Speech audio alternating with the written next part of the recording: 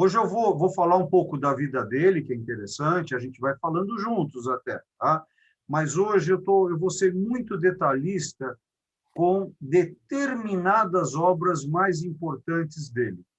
Foi uma pessoa que eu me debrucei. Olha, eu vou ousar dizer, acho que o artista que eu mais me debrucei foi Modigliani. Depois de Modigliani, eu também gosto muito gosto de Pissarro, né? Camille Pissarro. Agora, Poussin, nós vamos falar dele aqui, Nicolas Poussin, mas eu acho que o segundo que eu mais me debrucei foi Leonardo mesmo, tá? Então, vamos assistir juntos. Vocês estão na tela grande, Peter, ou não? Vocês estão no computador? Vocês estão na tela de televisão? Eu estou no computador, mas está indo muito bem. Tá ficando Ah, lindo. que pena. Não, mas se preparem que hoje, gente, vocês... E, Pati, se segura que você vai viajar hoje, tá? Na questão ocultista. Então, vamos lá, vai. Estou falando muito aqui. Esse, Deixa eu ir brincando, olha só. só esse preto que não. E Pequeno. aqui é um trabalho... Aí, Val, valeu. Esse é um trabalho, é um desenho feito, tá, na obra A Vida dos Artistas, tá, no ano de 1555, né, aonde esse é um desenho de época, ou seja, século XVI, a imagem dele. Tá? E esse aqui é um outro trabalho de um outro artista, também de época, só que foi feito com ele, né? Essa é de época, essa foi feita depois, tá? Com lembretes que tinham, e agora vamos falar um pouquinho dele. Tá? Ó, é o retrato dele, tá? Atribuído, tal. Ele é de 1452, de Anchiano, tá? Vocês já vão ver no mapinha, tá? República de Florença na época, Itália não existia, a Itália só existe a partir de 1869, 70, alguns colocam 80, tá bom, gente? Mas vai. Esse é o período que a Itália surge, como a Alemanha também, tá? Enquanto país, tá? E ele falece em 1519 e vejam só, durou bastante, 67 anos de idade, tá? E ele morre em Amboise, na França, né? E agora, qual que foi a ocupação desse cara, né? Eu acho que vocês devem estar lendo, mas eu vou ler aqui em voz alta, tá? Pintor, escultor, arquiteto, engenheiro, matemático, fisiólogo, isso vai ser bem legal que vocês vão ver aqui, químico, botânico, geólogo, cartógrafo, físico, mecânico, inventor, anatomista, escritor, poeta e, pasmem, músico. Ele também tocava instrumentos, tá? Principais trabalhos que nós vamos lidar aqui hoje, principalmente a La Gioconda, tá? Mona Lisa, a Última Cena, a Última Ceia, e a Virgem dos Rochedos ou a Virgem das Rochas, tá? A Virgem das Rochas, tá? E um outro trabalho dele, já apresentei algumas vezes aqui para você, Vitrúvio, né? O Homem Vitruviano. A escola qual ele originou-se foi a escola de Verrocchio, tá? Verrocchio é um apelido. Verrocchio quer dizer olho que vê a verdade. Verrocchio, tá? Certo, Sasha? O italiano do Sasha é ótimo. E aqui, claro, pintura italiana e o movimento que ele fez parte, certo, Sandra, nossa historiadora? Aqui é o Alto Renascimento, tá bom? Ok, gente? Aqui, supostamente, uma foto atual, né, de onde seria, supostamente, a casa dele. Tá? Gostosa, né? Eu adoro essas casas de pedra, assim, né? Claro que tem muita coisa mexida nela. E aqui temos, vocês estão vendo, deixa eu ver, vocês estão vendo o meu mouse aqui mexendo? Alguém me dá um alô? Ok, Val, obrigado. Ó, fica mais ou menos por aqui, ó, tá? Anchiano, tá? Essa região, quase aqui no norte, tá? Aqui ó, Livorno, onde nasceu Modigliani, tá bom? Bem legal. E minha filha está aqui, ó, em Milano. Para falar a verdade, ela está aqui, está lá. E aqui nós vamos começar a pegar os desenhinhos dele. Por que eu trouxe esses desenhos especificamente? Gente, vocês estão vendo um helicóptero, né? Vocês estão vendo um avião que bate asas, né? Um Batman. Olha isso, olha a ideia. Esses objetos nunca foram feitos, ele nunca fez, em realidade, em tridimensional, nenhum desses desenhos dele. Existem vários construtores na Itália que fazem esse trabalho. Quando eu estava falando a vocês que eu fui curador dessa exposição, desses trabalhos todos dele, essas obras estavam presentes. Quer dizer, elas ainda estão aqui no Brasil guardadas, tá? Aonde são artistas, são artífices que fazem essas obras hoje e vendem pelo mundo. É muito bacana isso, bem legal. Agora, percebam esse trabalho dele. Olha o estudo desse cara. Lembrando que esse é um período que não era permitido você abrir corpos humanos, e determinados animais também não, por causa da questão da necrofilia, tá? Lembrando que Catarina de Médici, né, ela trabalhou muito com vários mágicos, onde elas faziam um estudo de necromancia. O que é a necromancia? Você pega um fígado de humano, corta ele de determinada forma, tá? E após o corte, dependendo que lado tombe a determinada parte do fígado, isso quer dizer sorte ou azar. Isso poderia ser feito com o coração, com os pulmões. Isso é necrofilia, tá? Nesse estudo, isso, né? Ou necrologia, ou necromancia, tá? Claro que essa palavra necrofilia hoje tem outras conotações, mas não cabe aqui. Agora, isso é uma coisa contemporânea, porém, como falei a vocês, existe uma teoria que ele realmente fez um robô, um cachorro robô. Aqui são desenhos dele colocado em prática, em 3D. Então, ele criou sistemas, acreditem, ele criou sistemas robóticos, mecânicos, não eletrônicos. Mas, se você tem... A gente fala eletrônico, mas quando você fala de um robô eletrônico, ele recebe eletricidade, mas ele tem todo um movimento mecânico, material, né? Então, ele criou esses sistemas. Olha a genialidade desse cara, né? E aqui o que vocês já viram, né? O homem vitruviano nos nossos cursos, né? Agora, percebam que interessante isto. Vocês conseguem ver razoavelmente? Obrigado, Val. Isso, Chico. Ele escreve, tá? Em italiano, em latim, em inglês, em francês, tá? Porém, a escrita dele vai da direita para a esquerda. Você precisa de um espelho para ler. Nós temos duas opções básicas aqui. O porquê dele fazer isso? Ou ele tinha uma dislexia, onde ele teve que escrever assim, ou é uma escrita oculta. Eu, pessoalmente, acho que se juntou as duas coisas. Ele tinha uma forma... É como analisar as obras de Kyriakos Theotokopoulos, El Greco. Ele faz formas longilíneas. Ou ele tinha um problema de córnea, tá?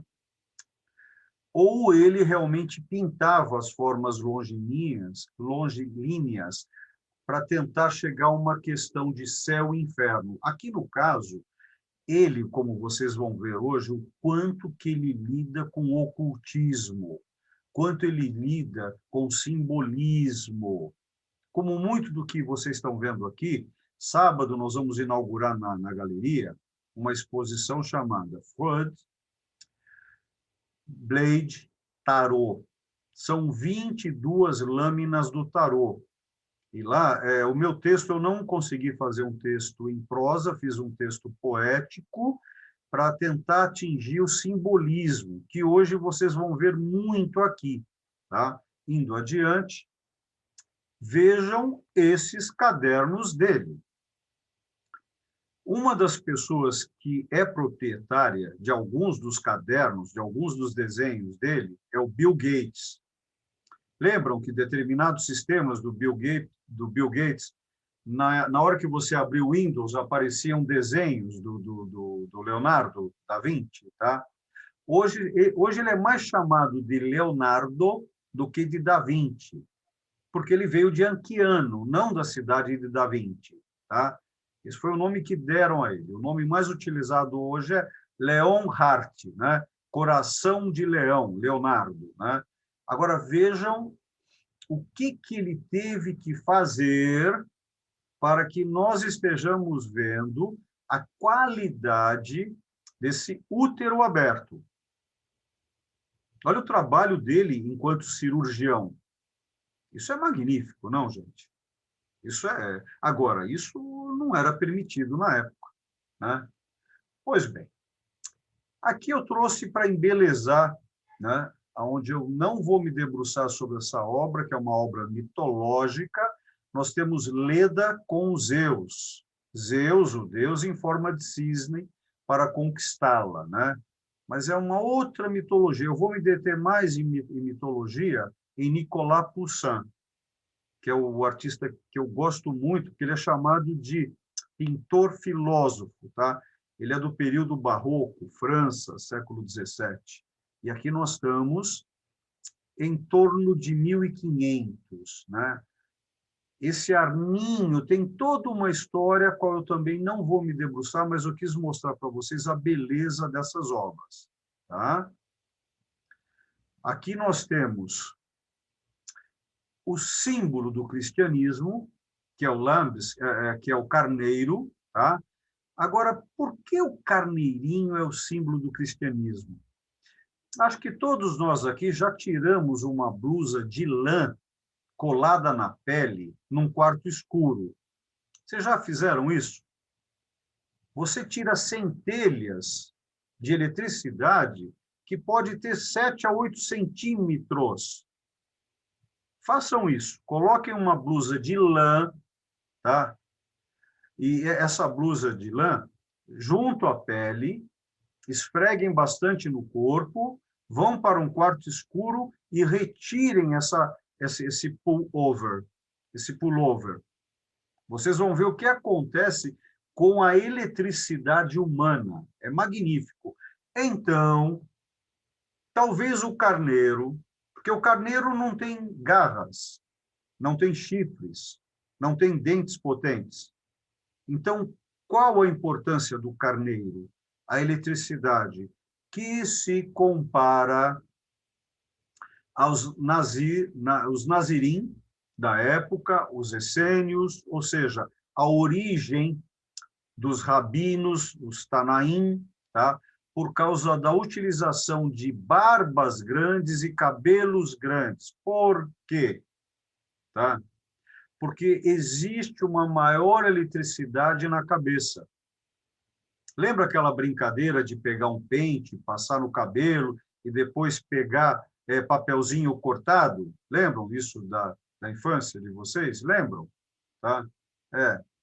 Então, é mais ou menos isso. E aqui o que nós temos também, vocês estão vendo a Ana, a mãe de Maria, Santa Ana. Por isso a gente fala aqui Santana, parece que é um nome próprio, Santana, né? Santa Ana, né? Que é a Ana, a mãe de Maria. Acho que o Peter não aguenta ver mais santos hoje, né? E lá vamos nós, lá vamos nós. Aqui eu começo a me debruçar agora. Esse é o momento que Maria fica grávida. E como que ela vai ficar grávida?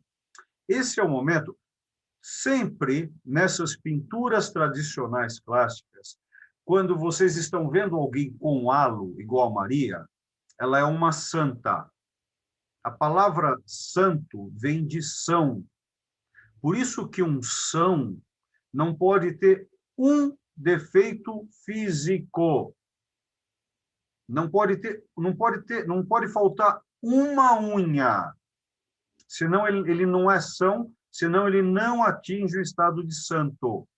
Ele tem que ser perfeito no corpo humano para depois ascender aos céus. Então, quando está com essa auréola, é um santo. E quando tem asas, são anjos e arcanjos, tá? Aqui nós temos o anjo, arcanjo Gabriel, o anjo da Anunciação. O que ele está fazendo aqui?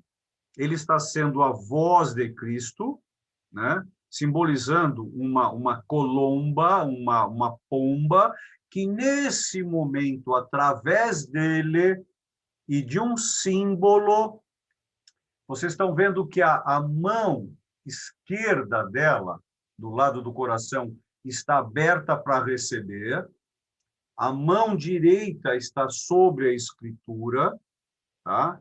Como, lembram um tribunal? Quando você coloca a mão sobre a Torá ou a Bíblia, ou seja, o país que for para que você está falando a verdade, então ela tem o dizer divino e pronta para receber. E nesse momento que acontece, ela é benzida. Estão vendo? Estão vendo o Gabriel ali? E aqui, ó. Esse é o simbolismo que os padres utilizam. Está vendo a trindade para cima e o dualismo para baixo. Só que quando o padre ele benze, lembra que após ele ingerir a hóstia e o vinho, ele faz isso voltado para ele, o padre. E nesse momento, agora, quando você está benzendo alguém, você vira a mão e benze a pessoa. Então, esse é o momento mágico aonde ela recebe Jesus. Esse é o momento. Então, por isso que o nome dessa obra é Anunciação, que está errado. Na minha opinião, ela não foi anunciada, a não ser que você venha com a palavra anúncio, que venha de dizer, e a partir, né? E o verbo tornou-se carne. Então, nesse momento, ela recebe Jesus. Pronto. E aqui nós temos São João. Que cara de cínico, não? Olha que interessante. Hoje eu vou mais me deter sobre as obras, caso depois, se vocês quiserem, a gente fala da vida, fala do pai dele, fala dos relacionamentos, tá? Aqui nós estamos observando São João, tá? E nesse momento, São João está olhando para quem? Para mim. Para mim, entendam cada um de vocês. E nesse momento ele pega a mão direita e aponta para cima, com o dedo indicador. Ele está mostrando aonde está Da'at, o conhecimento, aonde nós temos que buscar. Vamos chegar um pouquinho mais perto agora. Olhem o olhar dele que vocês logo, logo reconhecerão. Nesse momento, ele tem 2 dedos apontando para cima e 3 dedos apontando para baixo. Estão entendendo a diferença dos simbolismos? Vejam essa mão. Vejam essa mão. Tudo isso é muito importante para Leonardo. Essa pessoa, ela não está, o João, ele não está me olhando. Ele está me fitando, ele está me observando, ele está me escrutando, ele está sorrindo com essa técnica de esfumato. Ele sabe dos meus segredos. Não é à toa que ele é o patrono da maçonaria. Não é à toa que é a noite mais longa do ano. A noite mais longa do ano. Esse é o simbolismo que está por detrás dele. E aí nós chegamos nela. Que óbvio, né? Veja, ela está sentada numa cadeira que tem encosto na base dos rins, né? Aonde ela debruça uma mão sobre a outra, a mão do coração está embaixo e a mão da ciência está em cima, aonde ela está guardando seus sentimentos, nos olhando diretamente, e agora pede um pouco mais de delicadeza nossa.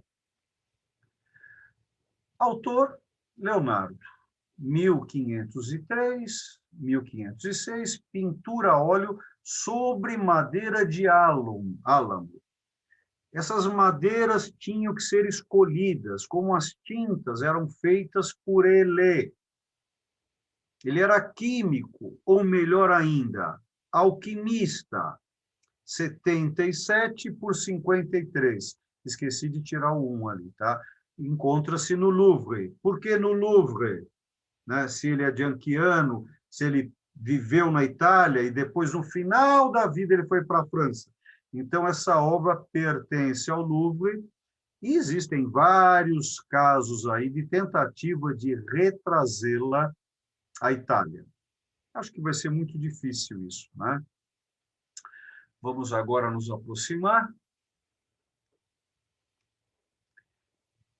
Estão entendendo de que parte que é essa? Vou voltar. Estão vendo? Para nós que observamos a tela do lado esquerdo, o S. Ok?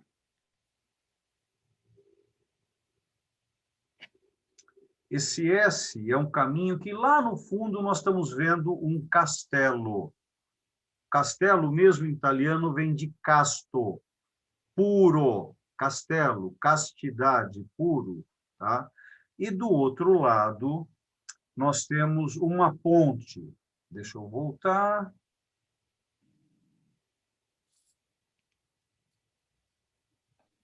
Opa, perdão. Estão vendo? De um lado esquerdo, o S, do lado direito, a ponte. Vamos aproximar. Naquela ponte, existe um número marcado, que até hoje se estuda sobre isso. Algumas pessoas já encontraram cidades pequenas dentro desse trabalho dele. E já foi passado o raio-x, já viram vários subtrabalhos, tá? Pois bem, o que vocês estão vendo na testa dela? É um véu. Estão vendo? Só que o véu não está cobrindo o rosto. Então, ela está desvelada.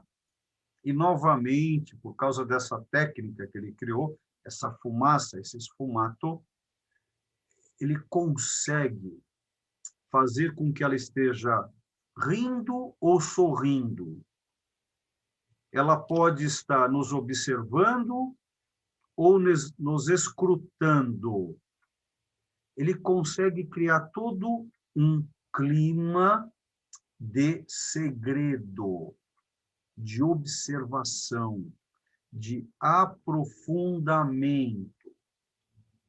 Existe um número dentro de um dos olhos, que está sendo pesquisado também. Vejam como já está craquelê, né? A técnica. Agora, vejam o lábio, o que essa técnica que ele criou, ele consegue trazer uma profundidade ou até o movimento labial. Você consegue, no seu tamanho da tela de vocês, que os olhos nos observam. Eles realmente nos fitam, né? E aqui, nesse momento, só o olhar, ele penetra a nós, trazendo um conhecimento ou dizendo que tem o conhecimento. Agora nós vamos entrar numa obra onde nós vamos entrar em duas obras onde a riqueza de detalhes. Eu estudo essas duas obras há mais ou menos, há uns 15, 18 anos. A quantidade de informação é louca. Vejam essa obra. Leonardo, 1483, 1486, tá? Madeira, lembrem que é madeira, não canvas, tá? Olha o tamanho, quase 2 metros de altura, tá? 1,99 por 1,22 e ela está no Louvre, tá? Ok. Essa obra ela foi pedida por uma ordem de mulheres, tá? De monjas, porque queriam, no momento que Jesus foi batizado, né? Só que essa obra não foi aceita pela ordem. As monjas não aceitaram essa obra. Ele teve que fazer uma outra obra. E essa outra obra, feita depois, 1495, 1508, já é um óleo sobre painel, tá? Também grande, 1,90 e 1,20, ela se encontra no National Gallery, em Londres, essa obra. Vamos lá. Vejam isso, tá? Nós estamos vendo que é uma rocha ou é uma caverna. Nós temos um lago no fundo. As cores se modificam. E, novamente, a que está na França, ela não tem a auréola. A da França é a da esquerda, a da Inglaterra é a da direita, ok? Tá? Percebam as cores da roupa. Percebam Jesus, tá? João Batista e o anjo Gabriel. Como nós sabemos que é o anjo Gabriel? Porque ele está com as asas, tá? Agora, acho que o que deve estar ficando nítido para vocês é isso aqui, ó. Mais pertinho. O anjo Gabriel observa alguém e aponta para que algo está acontecendo. E aí, João Batista, reparem, é o que está sentadinho, bonitinho, e Jesus está com as mãos juntas. Ele está recebendo. Percebam como a mãe de Jesus, Maria, o segura, e, ao mesmo tempo, a mão direita dela está passando energia para João o Batista. E percebam o chão dessa obra, o centro da obra. Aí, nós vamos dar um pulinho em Londres. A obra aceita pela ordem. João Batista, tanto quanto Jesus, estão com a auréola que vocês estão vendo. Gabriel não está mais apontando. Tá? Jesus está com a cruz. E percebam que o piso é diferente. E a roupa de Maria também. Observando as duas. Eu não estou me detendo no formato da caverna, no formato das rochas e as plantas escolhidas que estão aqui. As cores dizem tudo dentro de uma condição de paleta do Vaticano utilizada por Leonardo, que é um padrão que existe, Sandra, desde as universitas, tá? Desde o século XII, tá? Eu vou voltar para que vocês vislumbrem mais uma vez, que eu acho que isso é encantador. Pode ser? Vou voltar para que vocês observem mais um pouco. tá?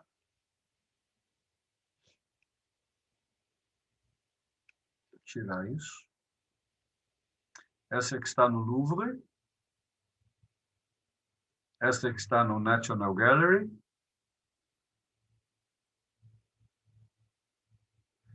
As duas. Percebam a cor de Maria, o semblante dela, o formato de Jesus, o menino que está recebendo, que está sob o lado direito dela, tá? Percebam o formato de João o Batista. Que perna está sobre qual?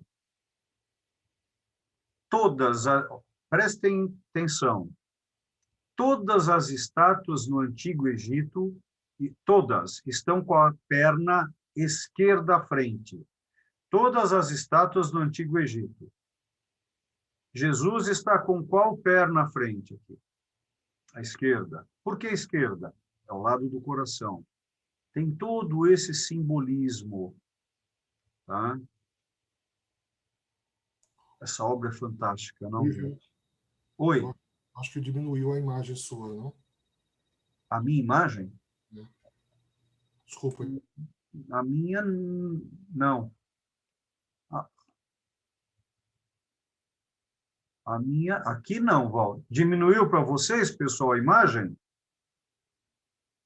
Não, está perfeito. Tá. Está sem som, Val.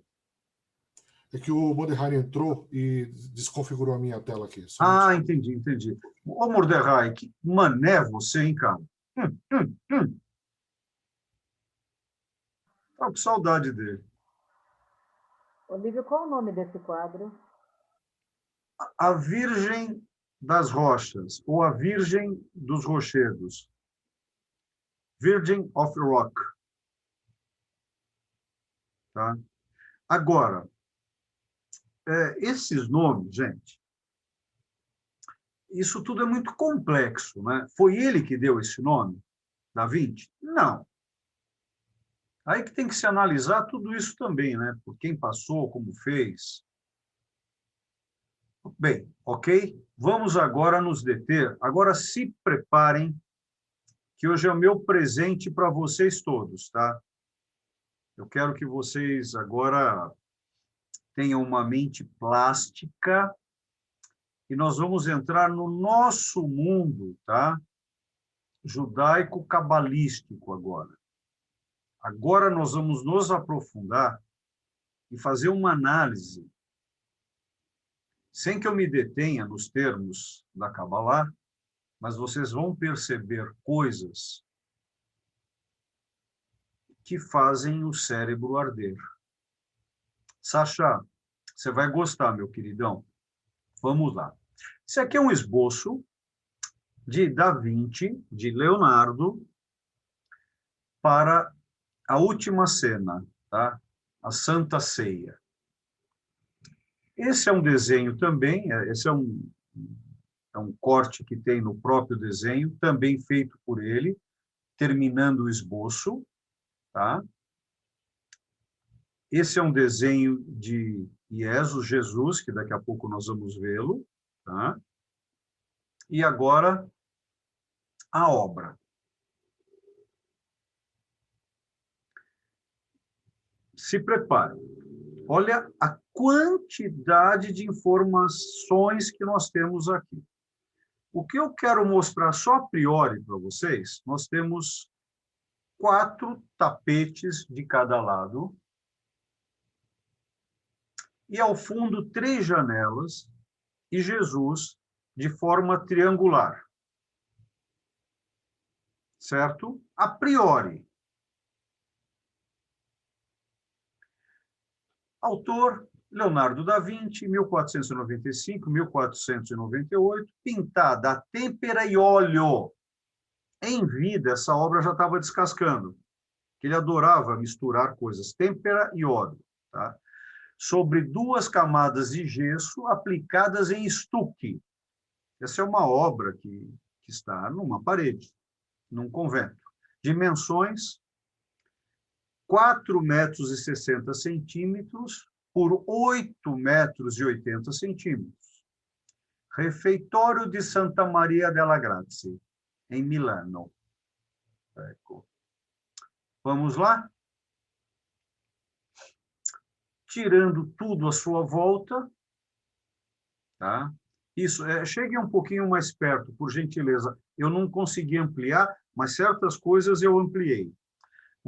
Eu tirei o fundo, vocês estão vendo somente agora as 13 pessoas sentadas. 13 pessoas sentadas.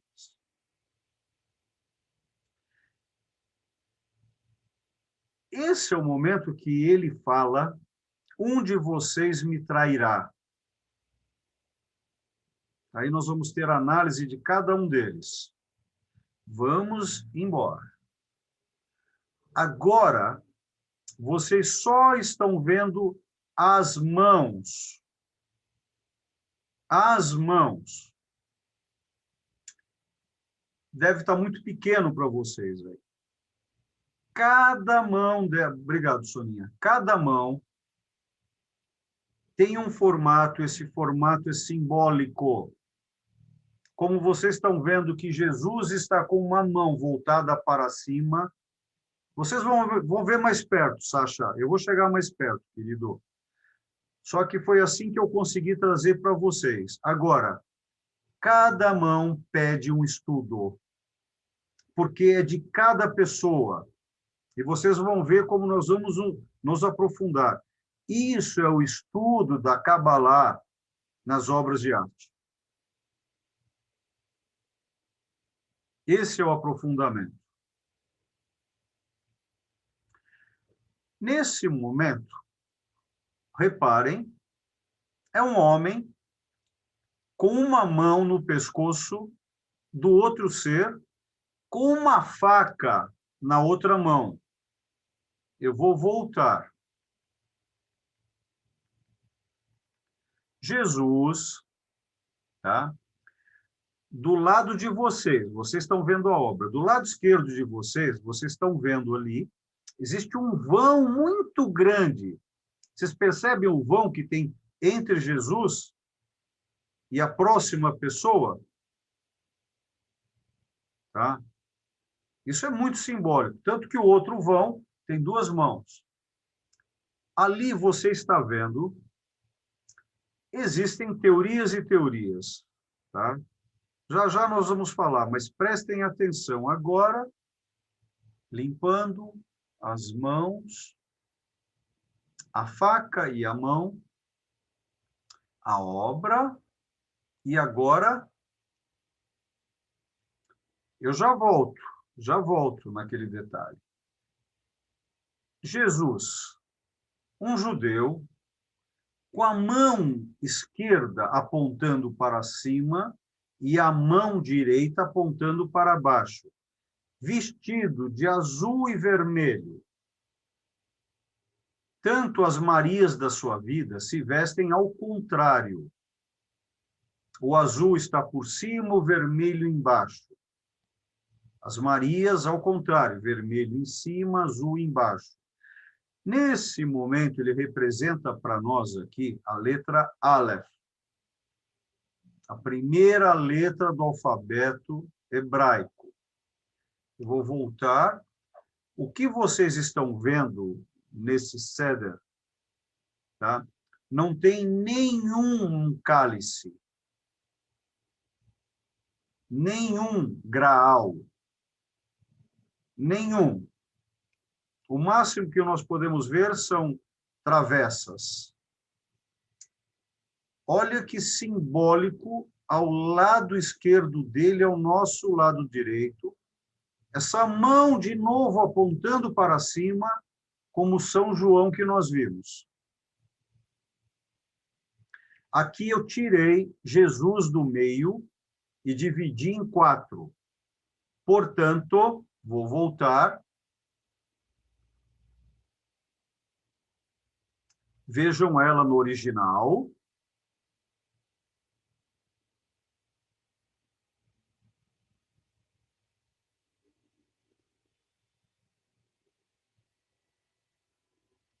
nós temos ao todo 13 pessoas, dividindo 3, 3, 3, 3, os 4 níveis do estudo da árvore cabalista. Aqui nós temos especificamente todo um estudo onde esse senhor, desenvolveu nessa obra. Aqui, agora, o que vocês estão vendo, quem é cada um deles, o signo e palavras utilizadas para eles enquanto códigos. Ali vocês estão vendo Pedro, que é o Sagitário, que é o expansor segurando a faca, e a outra mão no pescoço de João, que é Libra, que é o ponderador. Que determinados estudos, como Dan Brown, né, lança em seu filme que seria Maria de Magdala, Maria Madalena. Percebam a quantidade de informações que nós temos nessa obra. Então, de repente, nós encontramos aqui, né, Judas Iscariotes, né, o protestador, que está no signo de Escorpião. Cada um deles tem um signo aqui e tem uma palavra de ação, uma palavra de passe. Vamos chegar mais perto. Eu espero ter melhorado para vocês aí.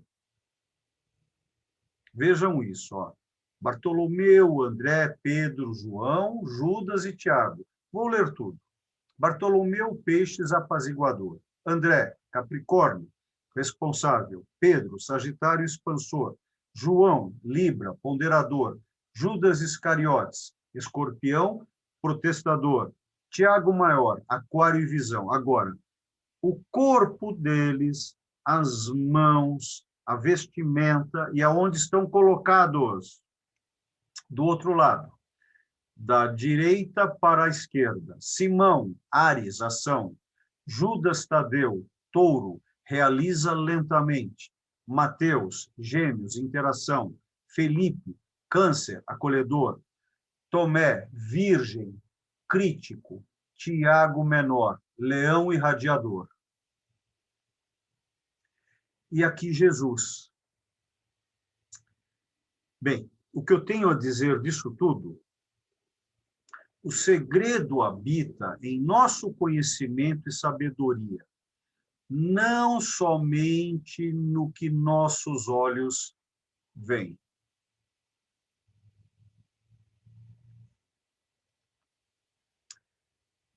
Semana que vem, Nicolas Poussin.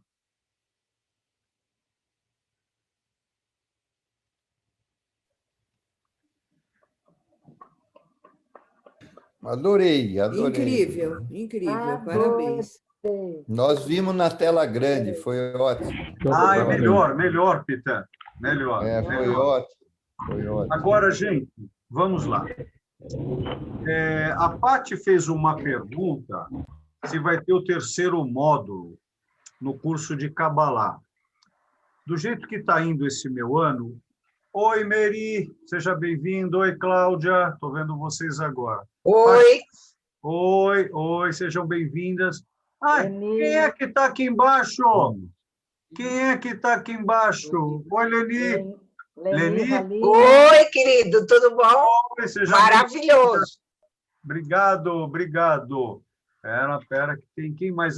Mordecai, Alina. Ai, Alina. Sandra já tinha falado. Bem, o nosso curso, o Kabbalah, que a gente termina o primeiro módulo semana que vem, viu, Paty, eu não vou conseguir fazer o terceiro módulo, por causa do que eu assumi esse ano já em termos de USP. Tá? O que nós podemos fazer, vez e outra, depois do curso de Kabbalah, podemos nos encontrar para lermos textos juntos, interpretativos. Isso eu me prontifico a fazer com vocês, entre nós, tá bom? porque interpretar texto cabalístico é uma coisa... Eu só vou poder pegar textos que eu me sinto qualificado. Textos que eu não me sinto qualificado, eu peço desculpas, eu não me debruço, porque eu não me debrucei. Tá? E eu percebo nos textos que eu me debrucei, eu estou rindo de mim, tá? O quanto que eu percebo que eu não sei. Então, não teremos esse terceiro módulo, salvo que aconteça alguma coisa, mas, a princípio, não. Então, hoje, o que eu trouxe para vocês aqui é uma irradiação, talvez um estado transverso, Quer aparecer? tá? de conhecimento, de análise de obra de arte, não dentro da história da arte, mas dentro da nossa história, dentro de um produto judaico-cabalístico, não só judaico, judaico-cabalístico. Porque quando nós estudamos isso, é algo muito profundo, né? E veja, eu me sinto seguro aqui porque estamos dentro, né, Val? Nós estamos dentro do nosso clube, na nossa comunidade. Então, vocês que não pertencem à nossa comunidade, vocês, nesse momento, estão pertencendo. Tá? Estão se aprofundando junto com a gente. Então, eu me sinto seguro aqui de estar trazendo algo aonde eu me debrucei, né? Quase durante uma grande parte da minha vida e mesmo no meu lado acadêmico, né? Então, hoje, vocês puderam beber aqui da fonte de um artista que teve envolvido... Agora vem, de onde veio tudo isso dele? Claro, tem muito de debruçar que pertence ao Olívio. Tá? Olívio, vou chamar... Ao Olívio Guedes. Pertence a ele pelos estudos que ele foi se desenvolvendo. Outros são estudos que uma pessoa como Pico della Mirandola recebeu ensinamentos judaicos e trouxe para a Cabalá cristã. Isso em meados de 1450, Sandra. Esse é um cara importante para os teus estudos. Aonde, com quem ele mais conversou? Tá? Ele mais conversou com uma pessoa que eu não vou tratar nesse módulo nosso aqui, que é Buonarroti, Michelangelo Buonarroti. Tá? Eles tiveram conversas, né, nos jardins da família Medici. Você vai encontrar essas fontes. Ele viveu pouquíssimo tempo, Mirandola. Tá? Pico viveu pouquíssimo tempo. Morreu muito jovem, mas um ser, ele teve uma fonte importantíssima, né? E uma das fontes mais importantes dele, quem quiser anotar, é chamado de Corpus Hermeticum. Tá? Corpus Hermeticum. É um livro que tem como escritor Hermes Trismegistus. A Cláudia, outro dia, ela deu um presente para nós, um presente gostoso que ela deu ali, que foi uma exposição, né? Uma escrita, um vídeo, né? Tratando de Hermes. Tá? Então, esse corpus hermético foi uma das bases que aconteceu nesse período, né? E bem desenvolvido por Pico della Mirandola, tá? Aonde Buonarroti bebeu dessa fonte, aonde Leonardo bebeu dessa fonte. Tá? Então, o que vocês estão vendo aqui é algo de uma superfície em uma profundidade que depende da visão de cada um de nós. Imagine a cultura. Então, a leitura pequena que eu fiz sobre a biografia de Leonardo é nada em relação ao que esse homem se debruçou. Oi, Meire. Fala, querida. Liga o som, liga o som, liga o som. Clica no sonzinho, clica no microfone. Não estou te ouvindo. Eu acho que ela quer dizer que vai sair agora, porque tem... Ah, você vai sair? Tá bom, ó. Um beijo. Fica bem, minha querida. Fica bem. Ah, que bonitinha. Ela é querida, viu? Eu ocupo o lugar dela no clube, né? Isso para mim foi muito importante, né, querida? Tirou o som agora.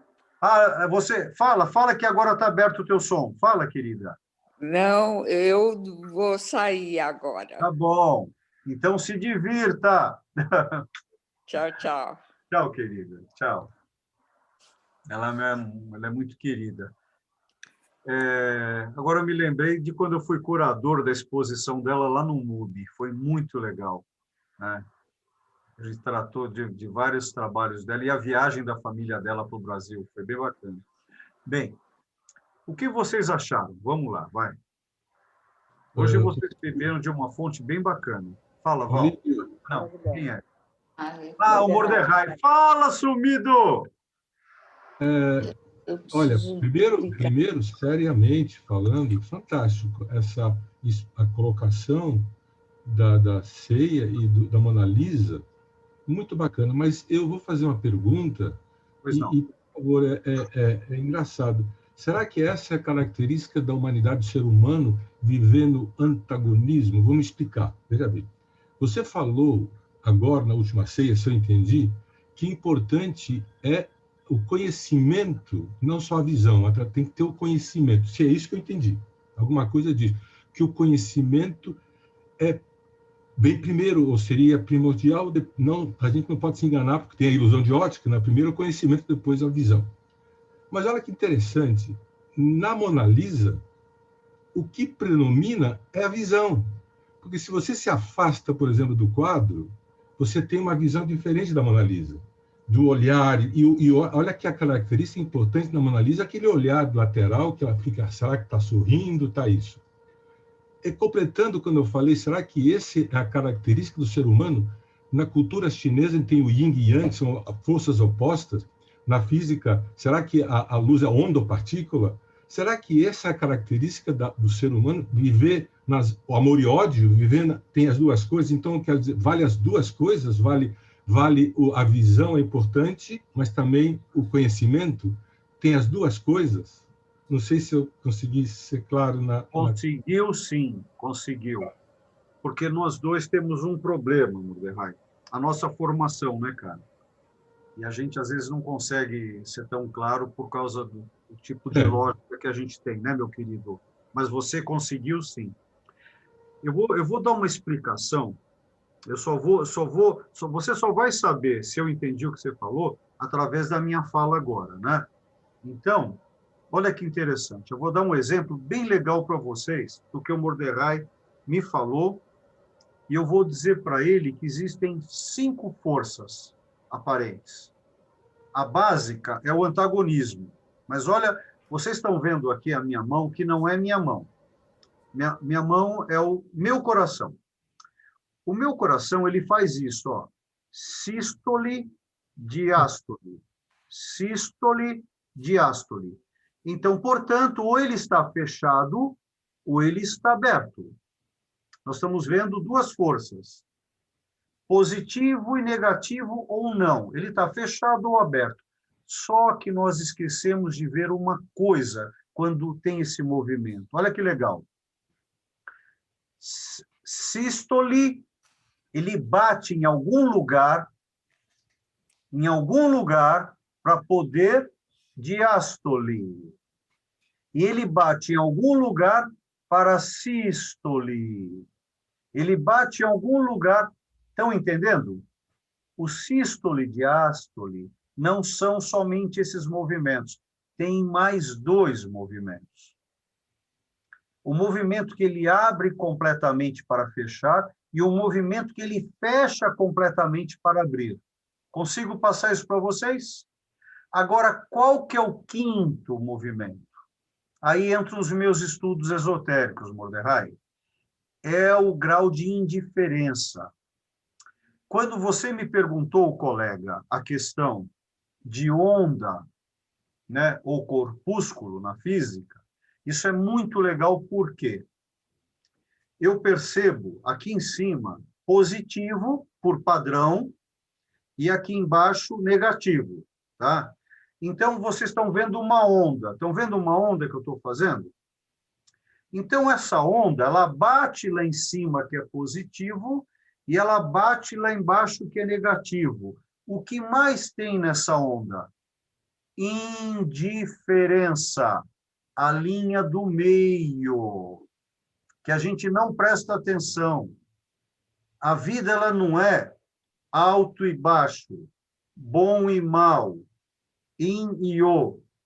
Ela é o meio, ela é o estado de indiferença. Sacaram? Ó, olha a onda. Eu vou fazer daqui, ó. Em cima, embaixo, em cima, embaixo, em cima, embaixo. Antagonismo. Mas para que exista o antagonismo, tem que ter o em volta, o meio, o em cima, o embaixo. Nós somos mais indiferença do que os diferentes, black or white. Ok, Mordecai? Foi o que eu entendi na minha vida até hoje. Eu estou muito mais no vazio do que nos extremos. Mas não é uma ideia, fica uma ideia, mas na vida real nós vivemos no antagonismo. Não. Agora, o que faz a força? O que faz? Veja bem, quer ver uma coisa que se fala? Inveja.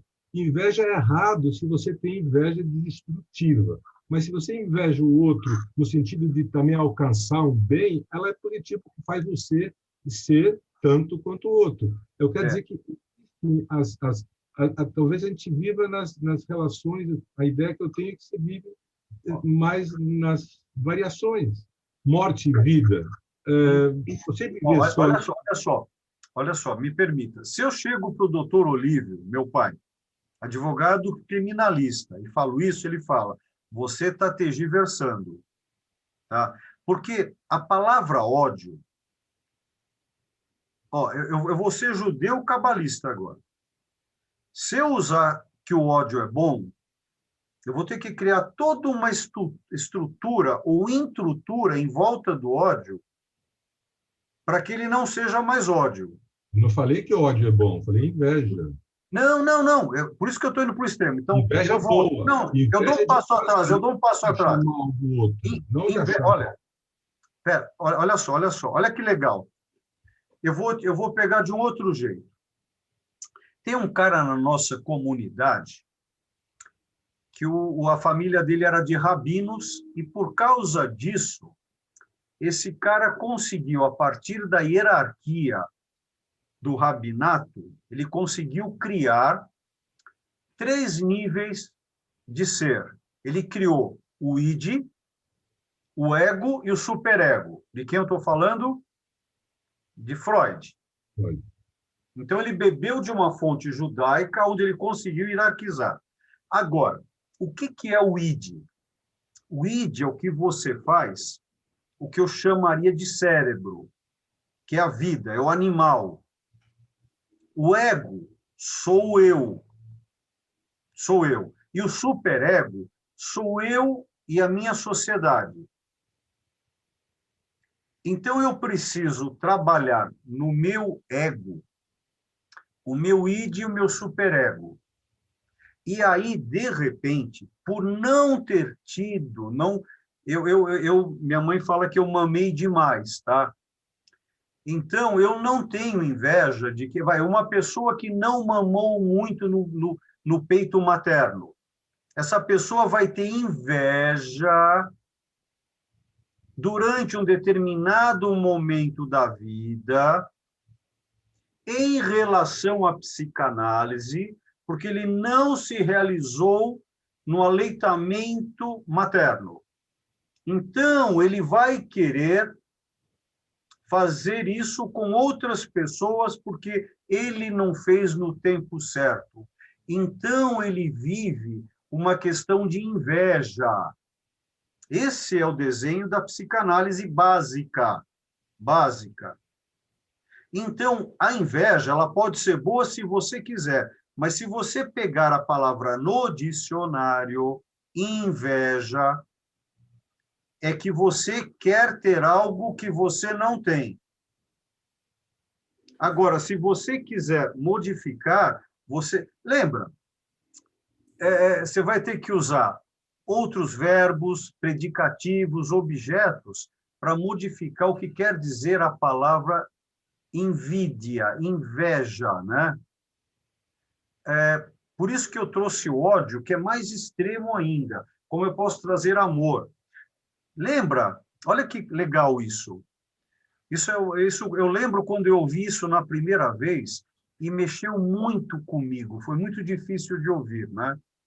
Eu ganhei um elogio e na hora que eu ganhei o elogio, foi a primeira vez que eu reparei nisso. Eu falei, não é nada disso, eu não mereço. Aí essa pessoa, que era uma namorada minha, chegou e falou, Olívio, qual o teu problema em receber esse elogio? Pá, pegou direto. Ali eu comecei a perceber que eu tinha problemas em receber elogio. Qual? Determinados momentos eu tenho até hoje, Mordecai. Eu não consigo receber um elogio. Acho que nós já falamos disso, né, Sônia? Ou algo parecido, né? Eu diria que você ainda tem. Das tuas análises, né? Acho que eu entendi. Então, eu tenho até hoje, gente. Eu tenho. Entende? Então, eu não me acho valorizado. Não, eu não me dou o valor. Então, a gente tem... agora, voltando à origem do teu pensamento, senão eu vou ficar aqui, eu vou ter que estudar, vou ter que fazer... Apesar que eu fiquei 2 anos e 4 meses no Instituto de Psicologia na USP, fazendo uma pós lá, mas isso não me dá o direito de entrar tão profundamente, que não é minha área. Agora, eu concordo com você, na base da maioria de nós humanos, na base, black or white, para nós é preto ou branco. E nós dominamos o planeta, nós estamos no topo da cadeia alimentar, né, Mordecai?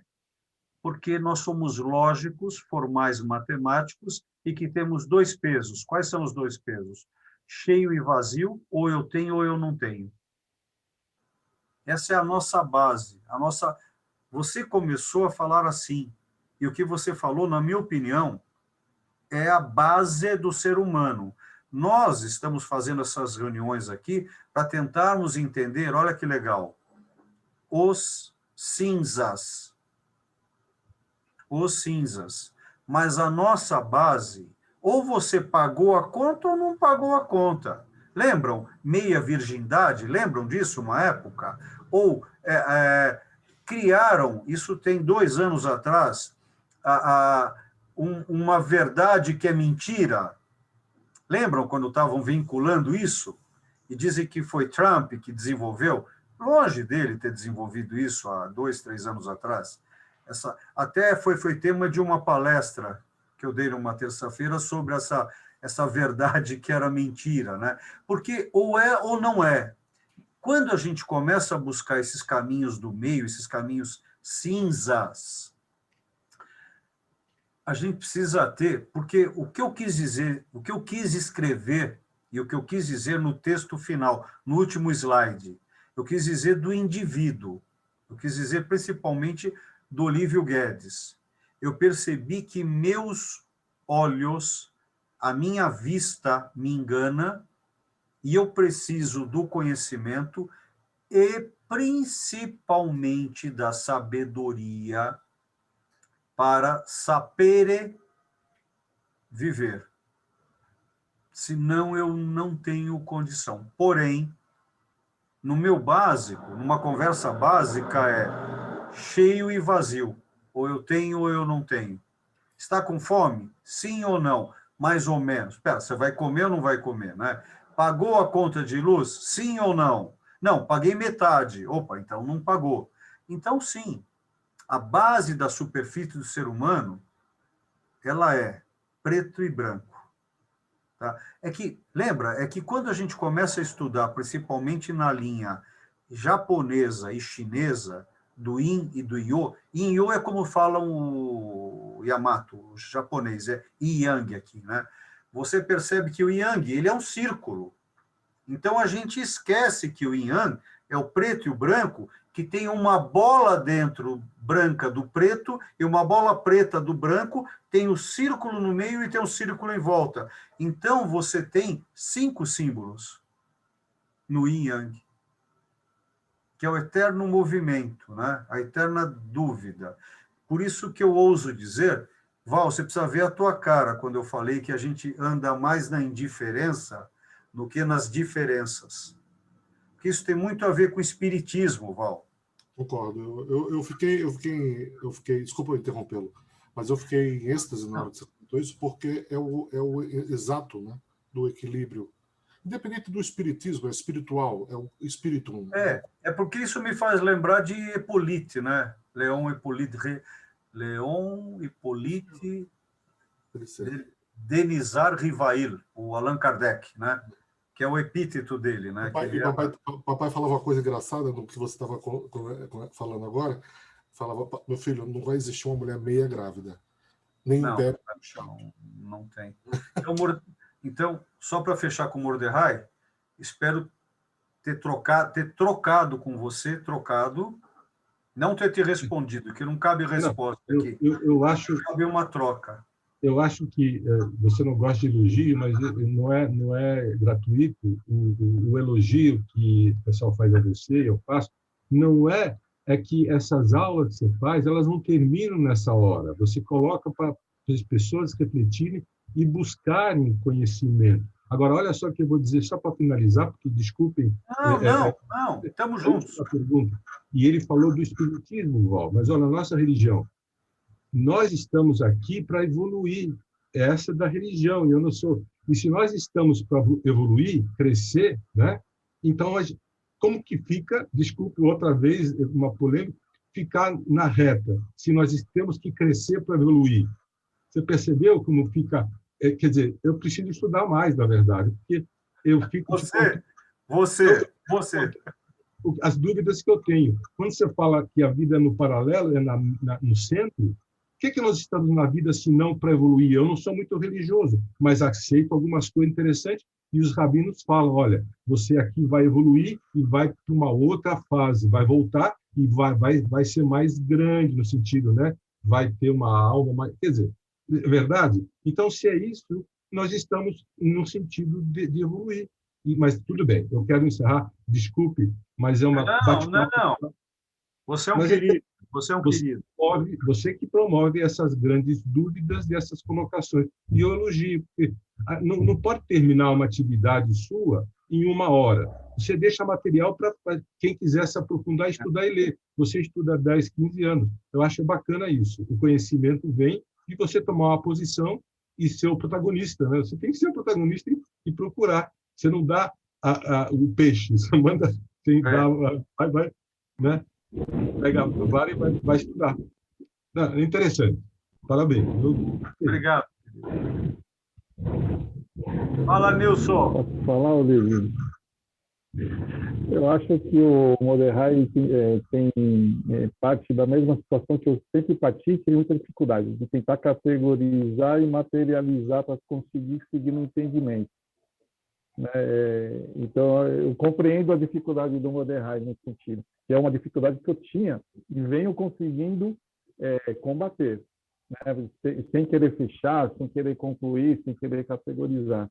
Até mesmo você tinha me lembrado a respeito disso, talvez pela profissão, eu acredito que ele segue nessa linha também. Agora, Nilson, isso não é um problema de vocês. Isso é um problema nosso. Eu passo pelo mesmo problema. É que talvez por eu ser o falante aqui, vocês achem que eu sei o que eu sei, mais o que está dentro de vocês e mais o que vocês acham que eu sei. Eu não sei. Eu estou buscando tanto quanto vocês, né? E eu lembro quando eu comecei a querer a falar em público, porque eu entrava numa livraria, eu queria ter lido todos os livros e queria comprar todos os livros. Eu não tinha capacidade mental e não tinha dinheiro para comprar todos os livros. Então, ali com o tempo, eu fui percebendo que, dando palestras, eu era questionado em coisas que eu jamais me auto-questionaria. Então, é o tempo todo essa busca, né? Eu acho muito legal. Cadê a Nineta? Existe uma palavra, Nineta, em grego, que é a palavra meta. A palavra, olha, você precisa ter uma meta. Só que a palavra meta, do grego, na origem, ela quer dizer mudança. Por isso que você tem a palavra metamorfose, mudar a forma. Então, a meta é no momento que você atingiu. Quando você atingiu a meta, ela não serve mais. E aí vem a mudança. Então, a palavra meta, o que é muito legal aqui também, o que a gente troca, lembra outro dia quando a uva viu o horizonte e ali ela percebeu que o horizonte não é pegável? É muito legal isso na vida. Então, eu acho que é um jeito... Lembram quando vocês estão com um problema enorme? E acreditem, se um problema chegou até vocês que eu digo nós, né? Nós temos como resolvê-lo. A questão, qual que é a questão de resolver o problema? Aonde a gente fica com o problema? É o tempo. Aí que entra um trabalho de ansiedade. Aí, de novo, nós vamos buscar em Freud a questão, qual foi o maior problema que Freud iniciou a sua busca? Ele buscava solucionar a ansiedade. E a ansiedade, ela vem do berço, ela vem da falta. Foi algo que nós não tivemos no berço, que depois se tornou faltoso e que aí você quer preencher. Só que eu, pessoalmente, eu tentei fazer análise durante 2 vezes na minha vida, né? E aí eu não achei pessoas adequadas que me abrissem esse caminho, infelizmente. Então, eu percebi que, falando em público, você é provocado de um jeito que as coisas vão aparecendo. E, às vezes, tem uma outra coisa que eu aprendi na minha vida, tá? Eu já estou entrando por um caminho que eu não gosto muito, né? Que eu estou falando de mim agora. Eu, às vezes, vou abrir uma porta que eu não sei o que vai dar nela. Então, eu não sei se vale a pena abrir determinadas portas, gente. Às vezes, eu acho que vale a pena deixar a porta fechada. Então, eu tento aqui, nessa troca conosco, através da arte, abrir um caminho de interpretações, né? Consigo próprio, através da arte, né? E veja, é um judeu falando, né? Então, não adianta. Eu tenho o tempo todo, né, 2 palavras e um signo, né? Por quê? Por quê? Né? Eu tenho essas 2 palavras o tempo todo na minha mente e na minha boca, né? Então, eu acho que essa é a questão. Gente, eu já estou entrando no pessoal, aí não é bacana. Tá bom, gente? Olívio, não tá bom. Uma pergunta última, sou eu. Eu achei muito parecida, assim, a Mona Lisa com aquele São João, São João, né? Não é só... A cara deles, a expressão, muito iguais, assim, o jeito de olhar, fiquei impressionada que são muito parecidos. Porque se a gente for analisar friamente, já sei, nós vamos analisar Mordecharniano, tá bom, Mordecai? Tá? Quem é aquele cara? É o companheiro de Leonardo, que ele utilizava a face dele. Era o companheiro dele. Então, você pode ver que a Leda, São João... Não, agora não, eu estou entrando em contradição. Olha só, determinadas figuras são. Agora, Jesus não é nenhum... Olha que legal que você fez agora, ganhei a noite. O único apóstolo da última cena que tem aquele formato, nossa, é isso. É o João, que é supostamente Maria Madalena. É o único que lembra La Gioconda, Leda e João, que é o próprio. Os outros todos, Jesus, vocês viram o esboço.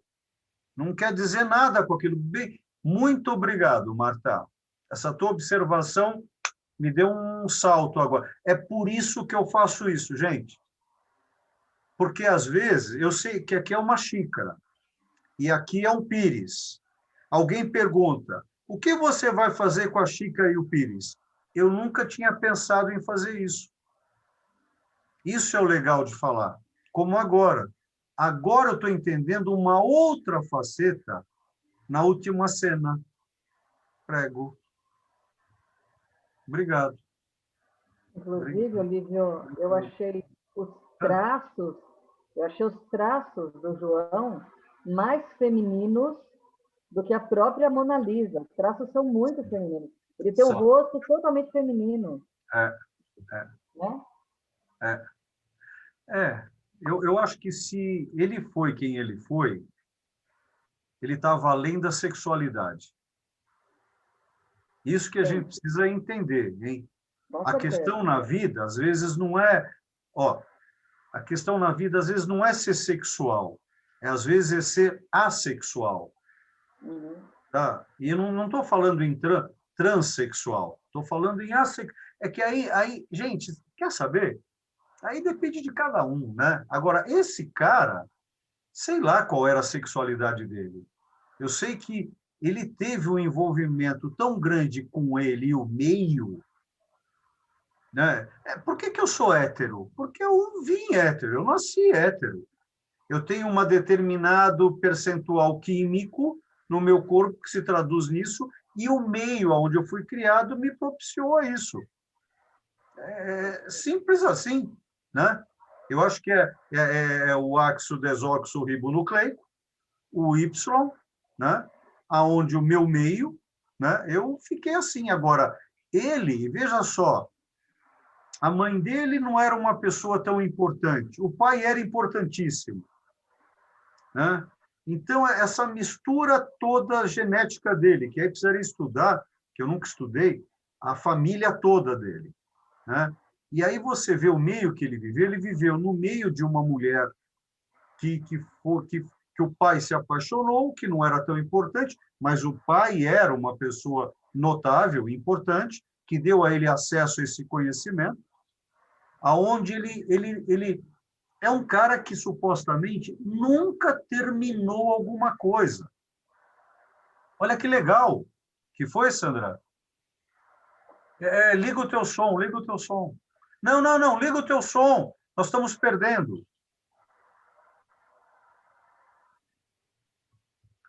Não ligou. Ligou? Ligou. As máquinas de guerra, que ele teve encomendas, inclusive, para fazer, ele não terminou nenhuma. Nenhuma! E as que ele conseguiu terminar foram um fracasso. As máquinas de guerra, as pontes, tá? As pinturas. Por que a Mona Lisa está no Louvre? Porque ele levou o tempo todo com ele, porque para ele nunca terminou. Nunca terminou. Mas foi a obra que ele acompanhou ele a vida toda, esse retábulo. Olha isso, né? Agora, por ele não ter terminado, ele é quem ele é. Ele se tornou... Ele tem relativamente poucas obras para o período em que ele viveu. Não, obras mesmo são 17 obras. Para um período tão longo e para tanto apoio que ele teve dos Médicis, da França, de todo mundo, né? É que a gente não tem mais tempo. Ele teve até, supostamente, um restaurante, anotem aí, vocês pesquisem isso, um restaurante chamado Três Rãs. Ele teve um restaurante chamado Três Rãs. Pesquisem isso. Interessante. Gente, é infinito o conhecimento, né? Ele é lindo por isso. Agora, quando eu me debrucei para estudar cada mão... isso é lindo. Ali você percebe o que ele quis dizer com cada mão. Isso é lindo. Imagina fazer isso com os olhos, com o formato do rosto. Então, você começa a perceber... Aí é toque, né? Aí a gente precisa tomar cuidado, senão a gente... não tem vídeo. Você concorda com a interpretação do Código da Vinci de que Madalena estaria representada lá? Concordo. Porque tudo se baseia, na verdade, na relação entre Jesus e Madalena.